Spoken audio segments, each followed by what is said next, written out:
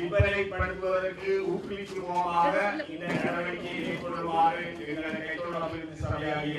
பணித்துள்ளார்கள். அந்த வகையில் இந்த ஆரம்ப நாள் நிகழ்வாக இன்று நாங்கள் இந்த கைத்தொழில் முயற்சியாளர்களை ஊக்குவிக்கின்ற இந்த கண்காட்சிகளை ஒழுங்கு செய்திருக்கிறோம்.